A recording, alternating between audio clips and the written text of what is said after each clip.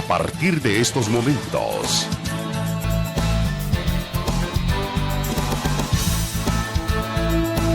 Conversando con Alfredo Villarreal. Martes 15 de octubre, mire, precisamente cuando estamos llegando a la mitad del 10º mes del año. En esta noche tendremos una interesante conversación mientras usted está ahí en su casita muy bien resguardado ante las lluvias que están ocurriendo en las últimas horas. Lo mejor es que si usted no tiene que salir a la calle, no salga, no hay necesidad. Ahí está muy seguro usted en su casa viéndonos, conversando con su servidor. Ahora tenemos el tema del Consejo Superior del Trabajo y qué pasa con el salario mínimo. ¿Qué pasa siempre con esa pensión que usted está recibiendo? Para ello tenemos en nuestros estudios a esta hora de la noche a Ricardo Soriano, el secretario general de FESICONSTRA. ¿Qué tal, don Ricardo? Muy buenas noches. A ver, en esta video, hombre. Bueno, gracias. Qué bueno. Nos da la oportunidad de estar con usted y con estos canales y a la vez pues un mensaje a todos los compañeros trabajadores y pueblo salvadoreño en general. Perfecto. También tenemos con nosotros a Roberto Gómez. Don Roberto, qué gusto nos da volverle a ver después de tanta peripecia, ¿verdad?, en la calle. Secretario general de la CNT, la Confederación Nacional de Trabajadores. Sí. ¿Qué tal? Bueno, Roberto, noches. Qué gusto saludarle. Agradeciéndoles la oportunidad y el llamado para la clase trabajadora de estar pendientes y decirles que somos los interlocutores por ley, por lo tanto nos deben de exigir que ante el Consejo Superior de Trabajo llevemos los temas que le interesan al colectivo. Gracias. Perfecto. Don Ricardo Soriano, usted tiene mucha experiencia en estos temas. Usted ya tiene ¿cuántos años de estar en estas lides? Un poquito de 40 años. 40 años, ¿verdad? Ahora bien, ¿qué le parece ya la instalación del nuevo Consejo Superior del Trabajo en este nuevo gobierno y que está siendo presidido por el nuevo ministro? Pues fíjese que estamos entrando a una ligera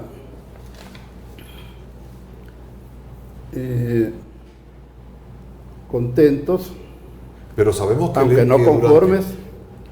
Mediante el gobierno del FMLN no hubo Consejo Superior del Trabajo.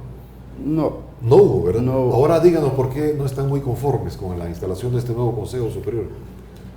Cuando decimos que estamos contentos, porque le digo, el Consejo Superior tiene mucho que ver con el conflicto armado como un resultado de los acuerdos de la firma de paz. Porque después de esa firma, lo que se quedó a través de COPAS y otros ingredientes políticos fue el Foro de Concertación Económica y Social.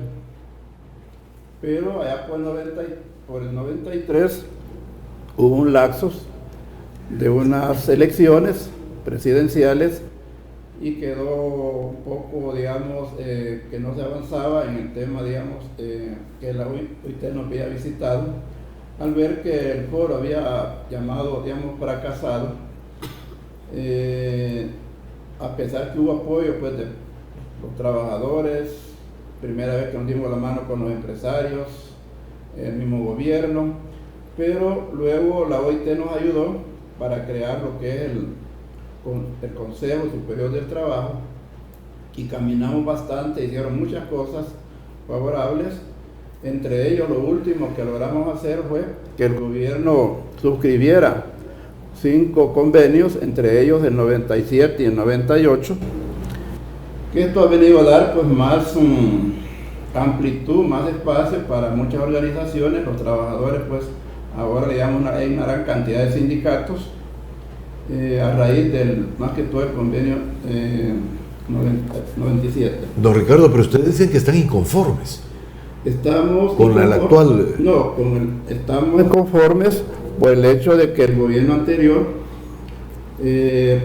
debido a más que todo detalles políticos o intereses del mismo gobierno en destruir un ente tripartito, y fue así como en el mes de mayo del 2013 el Consejo cayó en acefalía y lo publicó el ministro el mes de julio, por el 26 de julio, Y por eso fue que nosotros, como Movimiento Laboral Salvadoreño, donde aglutinamos pues muchas organizaciones, fue que pusimos una demanda el 21 de noviembre del 2013 ante la OIT, la cual pues luego, después de todos los estudios, el siguiente año fue aceptada, y a partir de ahí, le digo, el país vino cayendo ya en una lista corta hasta llamarlo pues, como decíamos, en un plan pues más generalizado, que estaba el gobierno pues en la lista negra.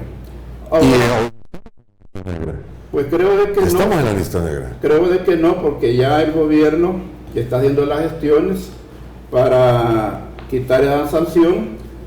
Pero no la ha Las quitado. otras, pero lo que es con el Consejo Superior de Trabajo, sí, nosotros como querellantes estamos de acuerdo a poder firmar ya ese documento, dependiendo ya cuando conozcamos pues todo el texto que el señor ministro está preparando, las gestiones creo que a nivel pues diplomáticas o laborales, internacionales, sí creo que ya las tiene bien avanzadas, y espero que pronto tengamos esas noticias, porque el Consejo de Administración de la OIT ya en noviembre, en los primeros días de noviembre se reúne, y por eso tiene que correr el gobierno también para ver cómo queda esa demanda que hay ante el gobierno. ¿Por qué? Vamos a ver. Queremos hacer algunas observaciones, y es que el diálogo social es una herramienta que la OIT la está impulsando en toda la región. Y el diálogo social tiene que ver con la participación de forma horizontal para tratar los temas de país. Ayer fue la primera reunión de trabajo del Consejo Superior, y valga la redundancia, nosotros creemos que hay temas demasiado importantes como para dejarlos engavetados. El tema de las pensiones, por ejemplo,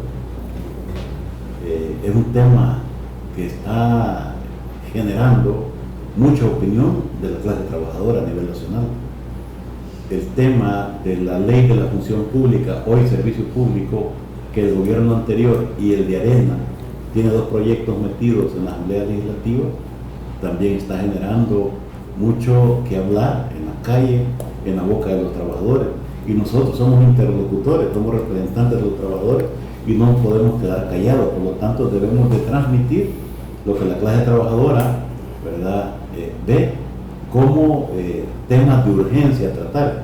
Y ayer el Consejo Superior del Trabajo llegó con una agenda prácticamente cerrada, donde decía que se iban a tratar dos temas. El primero, ¿verdad?, que era el convenio 122, que es la Ley de Política Nacional de Empleo, que es muy buen tema, ¿verdad? Y el segundo, que tiene que ver con las cunas o guarderías del país. O sea, pero estos dos temas son importantes, pero hay una cantidad de trabajadores y trabajadoras activos que definitivamente ahorita están a punto de entrar en crisis, una gran cantidad que no se puede ir pensionado, ¿verdad? Y al mismo tiempo, sí creemos que, como decía el compañero Soriano, la parte organizacional, la parte de estructura de cómo debe funcionar el Consejo, hay mucho que hacer. Sí, la oportunidad está dada, nos alegramos por eso, porque se ha abierto una mesa de diálogo, pero tiene que ser un diálogo transparente hacia los y las trabajadoras. Debería de ser hasta publicado, ¿verdad?, en forma directa por las redes sociales, ¿verdad?, la reunión del Consejo Superior de Trabajo. Yo creo que esa parte no podemos, con la revolución 4.0, ¿verdad?, con la famosa sistematización de los procesos, no podemos seguir con las mismas prácticas anteriores. O sea, yo creo que el gobierno, sí es cierto que está anunciando buenas señales, pero hay que llevarlas a la práctica también. Vamos al siguiente espacio, amigos televidentes. Seguimos hablando de este complejo tema que tiene a los trabajadores, digamos, en stand-by. Ya volvemos. Ya volvemos, conversando con Alfredo Villarreal. Sigamos conversando con Alfredo Villarreal.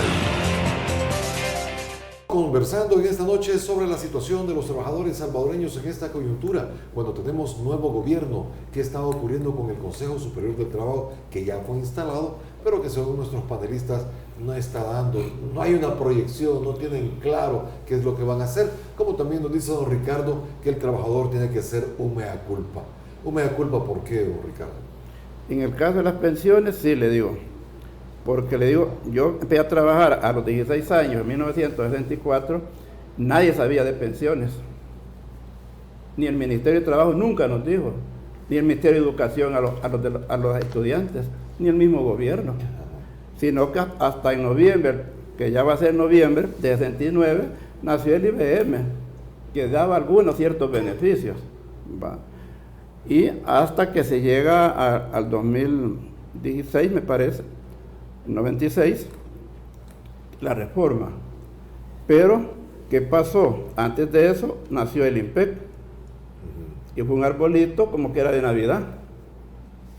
Allá había el IMPEC que hacía, le daba casas, le daba préstamos, y veían cómo estaban los fondos, le daban 70, 80%. Estábamos mejor en ese tiempo. Ajá, pero ¿qué pasó? Que ese árbol no le echaron agua, ni abono, y se acabó el dinero. Lo dejaron morir para poner el actual sistema de pensiones. Tal vez no era esa la idea de dejarlo morir, sino que Para justificar. quienes estuvieron manejando la parte pública, o lo hicieron, entre comillas, de mala fe, o dijeron, bueno, resolvamos nuestros problemas y que vean, como los salvadoreños decimos, ahí vemos qué pasa más adelante. Pero ¿cómo fue que ustedes permitieron la imposición de este nuevo sistema de pensiones que a todas luces es leonino para los trabajadores y que les perjudica enormemente? Es que hay que verlo de varias aristas. Lo que hay que ver es revisar y ver qué es lo que nos afecta. Si aquí no son las empresas, si no miremos las cementeras, miremos las de las líneas aéreas, ¿va? Sino que veamos el contexto para ver dónde podrá estar la médula y poder resarcir. Si las AFP, lo más seguro, si quieren, que le den 1,000 a todos los trabajadores, pero ¿qué? ¿Para 2 años o 3 años? ¿Y quién va a dar el dinero? Pues, si el gobierno, ¿cuánto debe? 5.000 millones. No, más de 7,000 millones. ¿Y ese dinero? Está ahí invertido para los empleados públicos también y para el ISPA y para otros pagos que hace el gobierno. ¿Y cuánto pagaba de el FUNES? Todavía cuando estuvo el presidente Saca, solo tenía el 10% como techo para poder retirar del monto general que había. Pero daba el 6.25 de interés. Pero cuando llega FUNES, ¿qué pasa? Reforma la ley en marzo del 2012, sube a poder sacar el 12% y lo baja el interés al 1.20. ¿Usted cree que los bancos, si nadie hiciera uso, van a tener dinero ahí alzado en la bóveda? Si viven de los intereses, pues. Claro que sí. Entonces, si también al trabajador el gobierno le pagara los intereses de mercado o lo que él paga a la banca internacional. Por otra parte es que debiera de ver el gobierno sus aspectos fiscales, cómo resolverlos, pero no, se van a la caja, no es la caja chica, sino que es la caja fuerte que está de los trabajadores, y de ese pisto el trabajador de la empresa privada o algo del sector público agarran para los demás sectores. Entonces, don Roberto, se dejaron manosear los trabajadores. Miren, Porque realmente es inaceptable que yo voy a admitir una baja en mis ahorros de pensión y que es lo que me dan. es importante el poder ver como la historia. En el 2006 se reforma la Constitución, la Ley de Servicio Civil, pero entran en vigencia hasta el 2009. Antes de eso nosotros éramos asociaciones de trabajadores, no sindicatos. Del 2009 para acá comenzamos, nos fuimos como sindicatos y nos comenzamos a meter en todos estos temas. Definitivamente el tema de pensiones nosotros venimos dándole seguimiento desde que comenzaron todas las reformas. Nunca hemos estado de acuerdo con las reformas, no estamos de acuerdo con lo que cobra la AFP por mantener una cuenta. Imagínense que usted esté ahorrando a un banco y que le estén quitando lo que la AFP le quita para entrar de cuenta. Para nosotros es un robo para los trabajadores. Nosotros por eso, y la propuesta de la clase trabajadora muchas veces no se escucha. Nosotros la propuesta la hacemos más integral. Si la OIT está diciendo que la participación es de 3, no de 1, no podemos nosotros seguir diciendo que administre la cuenta solo de empresa privada. Por eso decimos que hay que crear un ente donde estemos la representación de los tres. Nosotros nos vamos por un instituto y este es un proyecto que lo presentamos en aquel momento como coordinadora sindical salvadoreña, que no estábamos todavía en la confederación, pero sí venimos proponiendo algunos cambios. Aquí el punto es que el Ministerio de Trabajo en este momento le toca que recibir la herencia y comenzar a tratar de buscar la solución a esa desgracia que habían dejado a los trabajadores. En el Consejo Superior del Trabajo deberíamos de comenzar a discutir este tema, porque este tema viene por cartera. El Ministerio de Hacienda en este momento está haciendo algunos esfuerzos para atacar la evasión y la ilusión. Con solo el anuncio que ha hecho de los fedatarios, ya las empresas comienzan a dar factura. No digamos a comenzar a aplicar la ley. O sea, cuando decimos que hay que crear un proyecto en beneficio de los trabajadores donde el gobierno aporte la parte que le corresponde a los empresarios, les corresponde cumplir con los impuestos y tratar la manera de ver qué áreas de ellos están evadiendo y eludiendo, porque sí, ahí está. Si se cumple con eso, el gobierno puede dar su aporte, porque la realidad que tenemos en este país es que el 70% no tiene un trabajo fijo. Mire, y va a ser, y es rescatable, esos 7.000 millones, 6.000 millones que los trabajadores le han prestado al gobierno. No puede ser, eso no puede ser condonado, eso lo va a pagar. ¿Y cómo lo va a pagar? De hecho, nosotros estamos promoviendo algunos proyectos que en algún momento, ojalá, nos permitan, porque el asunto es que aquí todo se mueve a base de intereses. El Fondo Monetario Internacional impone las reglas del juego. Y nosotros aquí no tenemos la conciencia de clase que tiene Ecuador, por ejemplo. Que reacciona. Que reacciona, de verdad. ¿Y por qué hemos perdido los trabajadores ese carácter? El llamado de esta noche es precisamente a que los y las trabajadoras pongan la barba en remojo y que se acerquen. Hay una lista de representantes de los trabajadores en el Consejo Superior de Trabajo. Y cuando lo juramentan, dice que si cumplimos la tarea, que se nos garantice, pero si no la cumplimos, que se nos demande. Aquí hay un equipo que supuestamente debemos representar a la clase trabajadora del país.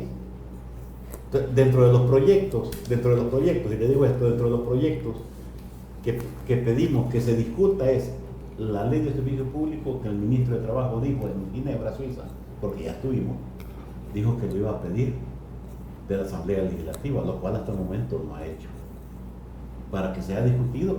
Y todavía siguen pensando en la Asamblea, si la Asamblea ni tan siquiera ha echado a andar la comisión ad hoc para las pensiones. Correcto. Entonces, pero hay que apropiarse. O sea, si este gobierno se va a apropiar por medio del Ministerio de Trabajo, porque las otras áreas la está trabajando fuertemente, pero estamos hablando del Ministerio de Trabajo, donde hay que modernizar. O sea, hasta el momento tenemos sindicatos sin credenciales de 90 días. Eso nunca se había visto. Que a un sindicato le retengan y no les tienen las credenciales aún después de haber solventado cualquier requerimiento que se le haya hecho, no se había visto. Entonces yo creo que esa parte es importante, que hay que decirlo también, porque este asunto, nosotros no somos enemigos, no somos enemigos de una cartera, no somos enemigos de ningún gobierno, pero como clase trabajadora tenemos el derecho de decir lo que queremos que se mejore. Perfecto, vamos al siguiente espacio, don Ricardo. Cuando volvemos con usted para que nos explique esos numeritos que ha hecho y de verdad y que nos saque de la duda cómo es posible que los trabajadores soporten tanto en este país. Ya volvemos. Ya volvemos, conversando con Alfredo Villarreal. Sigamos conversando con Alfredo Villarreal. Y como es nuestra costumbre, nos fuimos a las calles a ver qué es lo que siente el salvadoreño. El salvadoreño, como decimos, el salvadoreño de a pie, qué es lo que siente con esas pensiones que tiene. Señores, les invito a que podamos ver qué es lo que hay que sentir de los salvadoreños en estos momentos. Veamos. No me gusta. No me gusta, tendría que tener por lo menos una pensión más o menos de $500, de acorde a la situación que estamos viviendo económica. Para que me guste tengo que andar viendo que vendo cositas así, porque no ajusta la pensión. Es la pensión de que son mínimas, ¿verdad? Ya no alcanza, pero ni modo, hay que aceptarlo. Una vez nos llegue la edad, pues no hay para dónde, ¿verdad? Pues fíjese que no, pero mis hijos me dan el resto para comer, ¿verdad? Sí. No, como es poco lo que dan, ¿verdad? Y como ya al señor sí le daban más, pero ya a mí, yo por esposa me dan menos, ¿verdad? Pero ahí están mis hijos que son los que me ayudan. Realmente nadie en El Salvador está de acuerdo con las pensiones que tienen en estos momentos, don Ricardo. ¿Cómo fue posible este golpe? Es un tema muy, tal vez no ambicioso, pero humano, ¿va? Pero tampoco, le digo, nadie va a estar conforme con cualquier pensión que le den. ¿Va? Si los que tienen 2,000 no están conformes tampoco. ¿Hay pensiones de cuánto? No, más de 2,000. Si aún le digo, allá por hace 5 o 4 años, pensiones de 3,000 hasta cerca de 6,000, pues. Y unos que eran hasta funcionarios. ¿Va? Pero, claro, de que son selectos, va. Pero le digo, en el caso vaya, con el caso ha ayudado en parte, ya anda como cerca de 13,000 personas que han logrado hacer pues ese beneficio del 25%, pero fíjense, en 13,000, según ya se retiraron 80 millones. ¿En qué beneficio me está hablando usted de los 25? El 25%. Uno puede llegar a retirar el 25% de su ahorro. Así es, después de 10 años de cotizado. Así es, prestado porque es dinero del mismo. Me está prestando mi mismo dinero. Así es. Mire qué bonito. Sí, por me eso. prestan el dinero y me cobran intereses. Ajá, pero mire. Pero es mi mismo dinero. Pues sí, pero se lo dan rápido. No pone fiador, porque es su mismo dinero. Y tiene que seguirlo pagando para que cuando se vaya a jubilar no le afecte ese préstamo que ha sacado anticipado. Es un beneficio. Va. ¿Cómo lo ven ustedes? Ahí es donde le pedimos al gobierno, que haga un banco de los trabajadores a bajo interés. Así se hizo. Porque automáticamente no necesitaron que le aprobaran 5 años más, se los están dando. Si le dan el 25% y se quiere ir a pensionar, le dicen que no, que tiene que trabajar 5 años más hasta que pague. O sea, claro, hasta que pague me va a dar el así dinero. es, y le van a cobrar interés. O sea, definitivamente. Pero es el mismo interés. Apaleado. Pero es el mismo interés que cobra la AFP, no es bancario. Va. Y el problema es que será justo que me cobren intereses de mi mismo dinero. Y no siempre si usted no retira, su dinero está ganando intereses porque está colocado en bancos. Está ganando intereses. Entonces, al retirar usted ese dinero, deja de pagarle al banco. ¿Va? Entonces, para que no quede ese vacío, si no le darían más poco. ¿Va? Por una parte. Pero ya le digo, 80 millones se han ido supuestamente ya en 13,000 personas. Si hasta Estados Unidos y de Europa no vienen a sacarlo, pues. Y beneficia, hay gente que debe por la casa, por el vehículo, estudio. Entonces le digo, es una ayuda automáticamente que le ayuda ágilmente al trabajador. Por ejemplo, hablan de la parte fiscal. ¿Qué pasó en abril del 2017? Que el gobierno se encerró y no quería pagar 42 millones a las AFP. Y hubo un impago. Y por ese impago, mire cómo se estremeció el país. ¿Va? Y al final lo pagaron en junio. ¿Qué pasa? Si se pasó eso en junio, si en septiembre, al 30 de septiembre, no pagaban 91 millones, y eso ya está establecido en la ley, no le pagaban a la AFP, que es de los trabajadores, la AFP no le iba a dar dinero ni para pago de empleados públicos, ni para aguinaldos, ni para la AFP, porque con 3 meses tenía que dar 300 millones para octubre, noviembre y diciembre. Entonces se le dio un poco al gobierno para que también el trabajador tuviera. ¿Va? Es un tipo de sifón. ¿Qué pasa? ¿No le parece que están jugando con Ah, el bueno, hambre pero de los salvadoreños. pero es la aritmética financiera.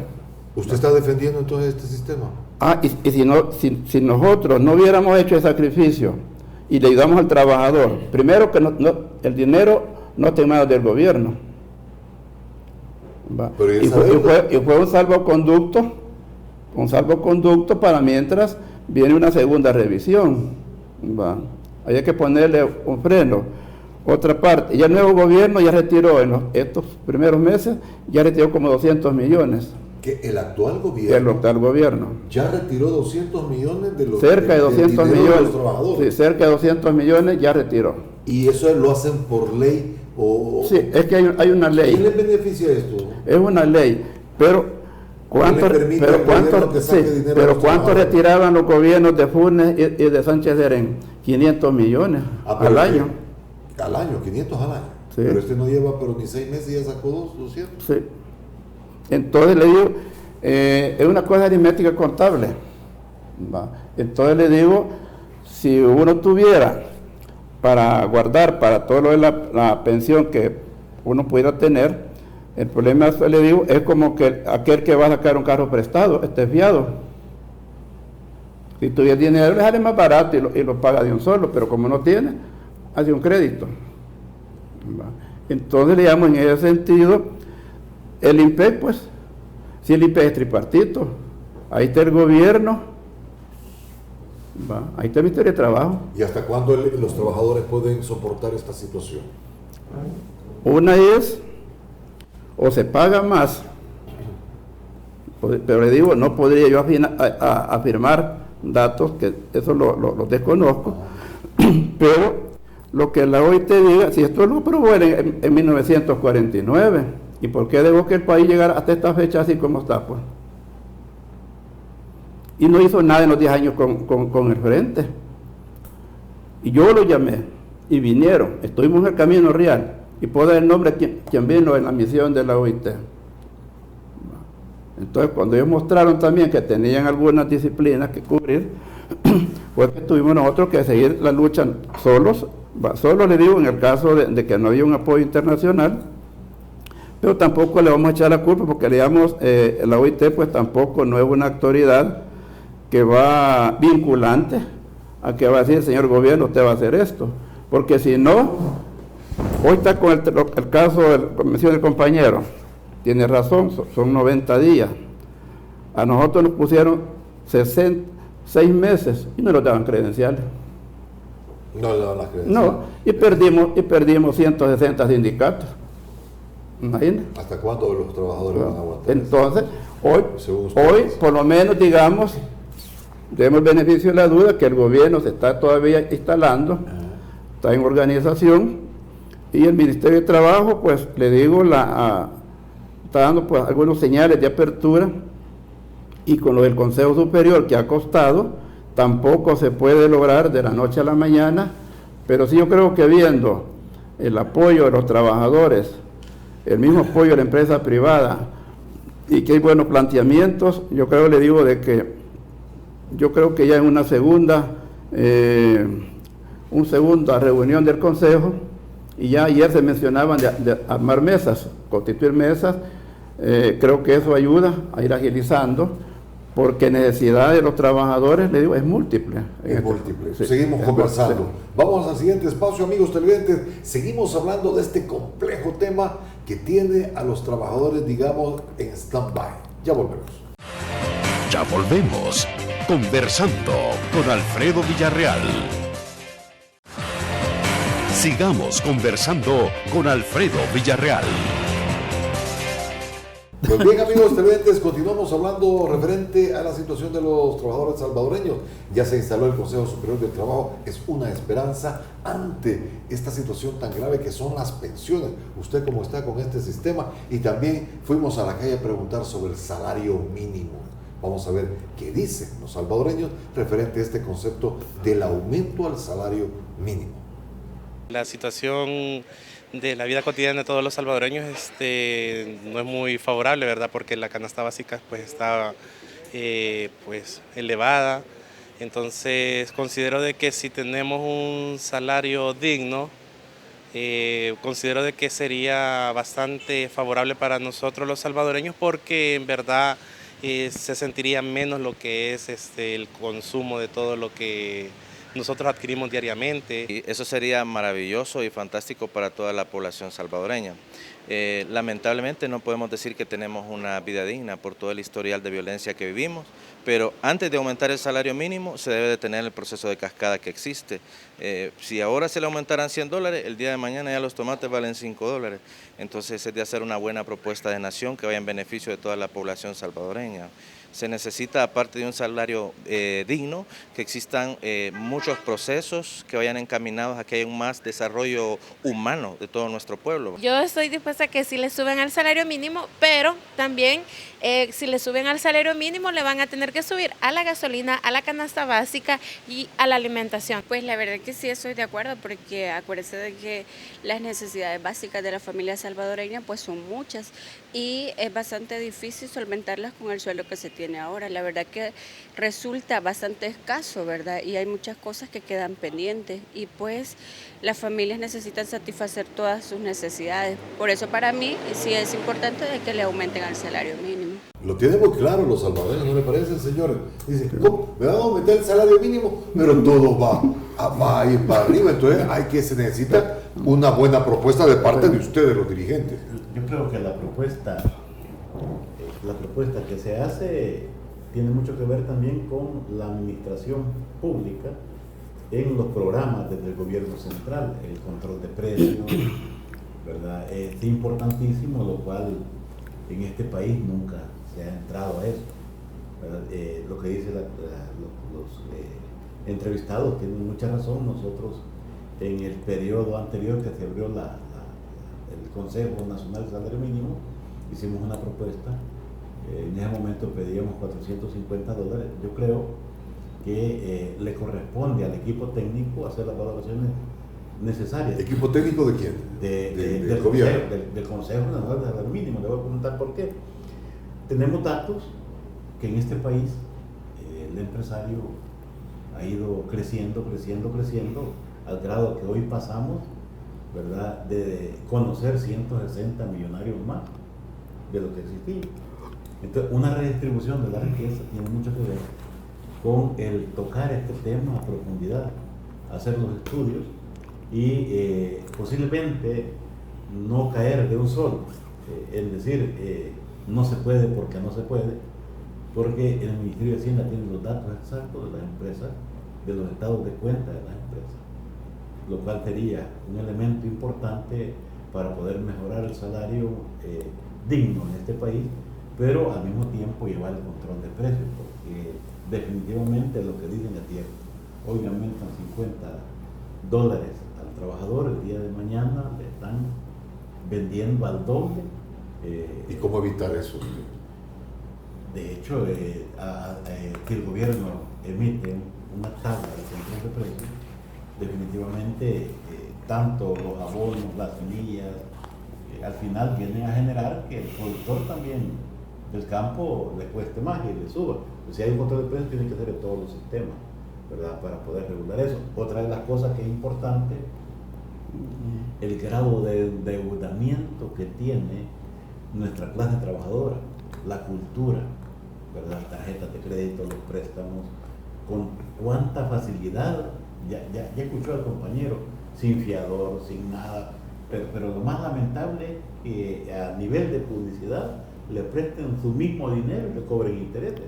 Pero en el caso de la mayoría de trabajadores, que no es su mismo dinero, que van a morir a las cajas de crédito de los bancos, tienen un nivel de endeudamiento de un 70-80%. Por lo tanto, la mayoría no se quiere pensionar, aunque ya llegue a la edad, porque cuando va a que le hagan el cálculo de la pensión, no alcanza a pagar ni los recibos ni la casa. Entonces, hay en este momento un decreto de retiro voluntario que es algo constitucional, pero solo le da $300 por cada año de servicio en todo el sector público, autónomo y municipal. El problema es que las deudas del empleado público están arriba de los $20,000. Y si alguien trabaja 30 años, solo le dan 9,000, no alcanza a pagar ninguna deuda. Y con la pensión tampoco alcanza. Como Confederación hemos puesto una petición a la Asamblea Legislativa para el decreto de retiro voluntario que derogue lo que está y mejore el nuevo, para que la gente por lo menos pague sus deudas y no vaya con esa pena de que le van a quitar su casa. Ese es el tema de que la gente se pueda retirar con las pensiones de miseria, de hambre, que en este momento están calculando.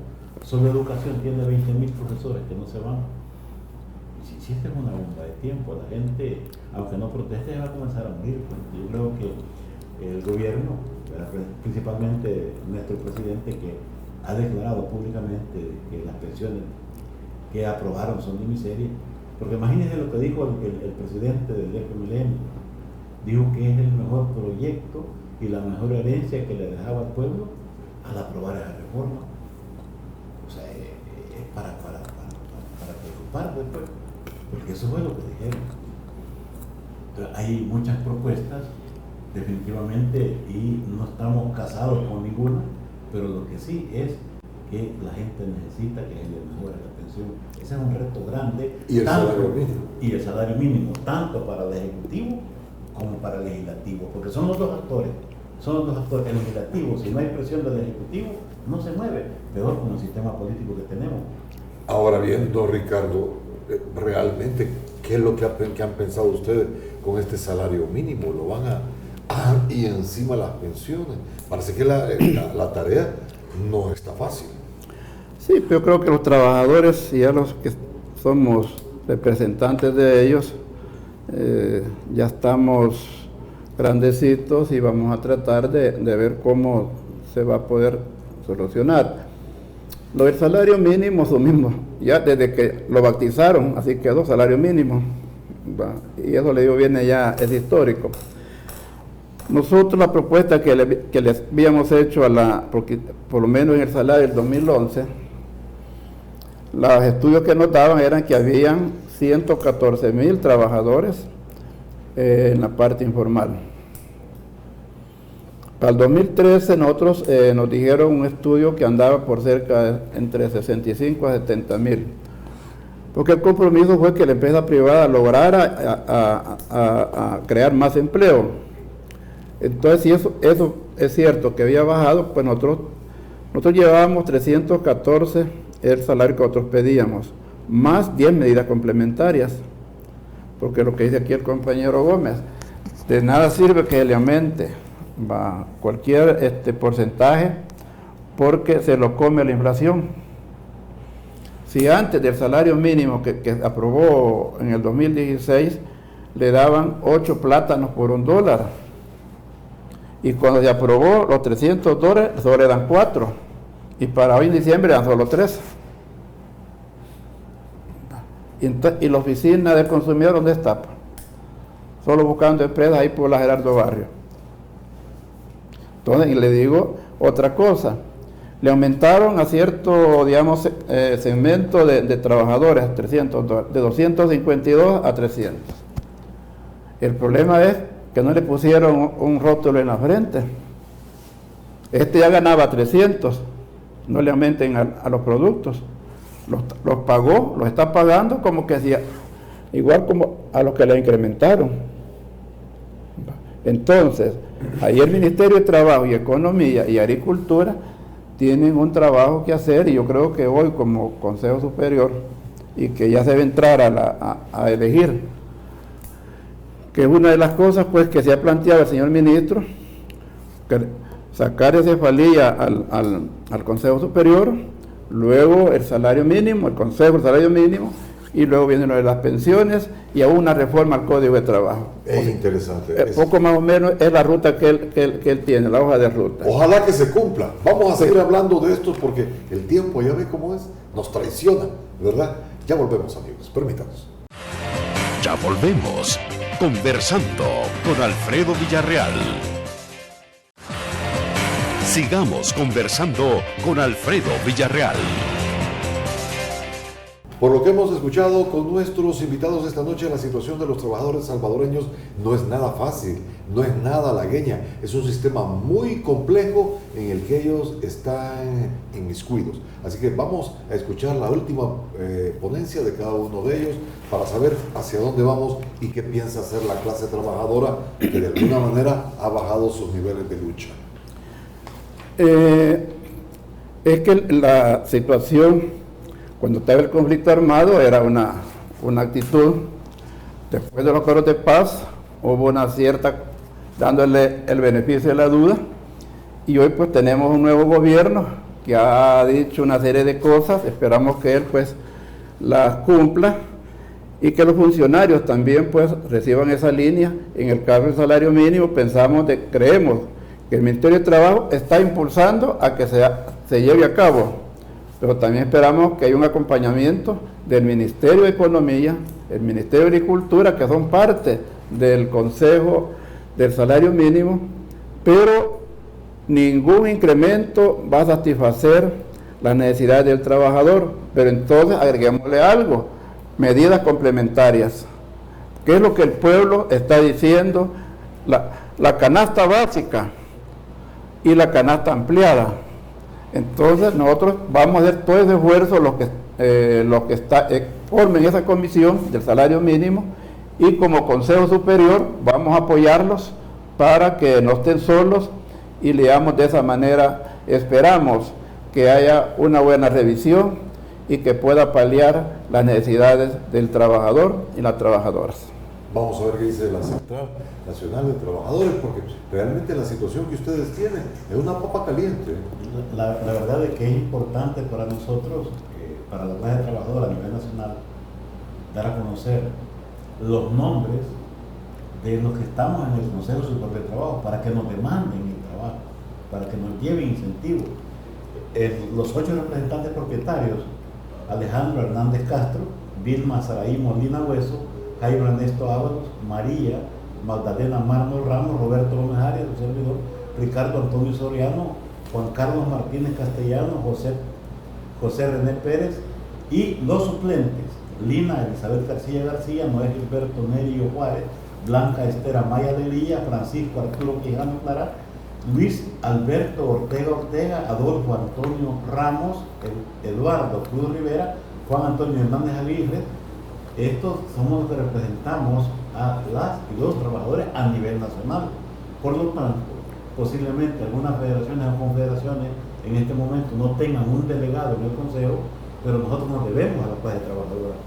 Los temas tan importantes como las pensiones, la amenaza de la ley de servicio público, función pública, ¿verdad? El tema de retiro voluntario que no reúne las condiciones, el tema mismo del Consejo Superior de Trabajo, cómo estructurar de tal manera que se adecue al tripartismo real y no a una vertical, ¿verdad? O sea, nosotros creemos que la transparencia, todo tiene que ir, en este diálogo vamos a ir tratando la manera que a través del mismo ejercicio, ¿verdad?, entendamos que hay antagonismos que son claros, que hay contraposiciones, pero es la forma de salir adelante y ponernos de acuerdo, buscando siempre una mejor condición de vida para la clase trabajadora en general, porque aquí estamos hablando incluso de los mismos compañeros vendedores por cuenta propia, que ellos dependen del ejercicio del día para poder alimentar, que dependen de que el gobierno les genere una oportunidad de crédito. Por eso hablaba yo del Banco de los Trabajadores, porque esta gente está pagando el 10, el 20% diario por ir a prestar y para comer su pentecita. Mire, el gobierno tiene que apoyar todos estos sectores.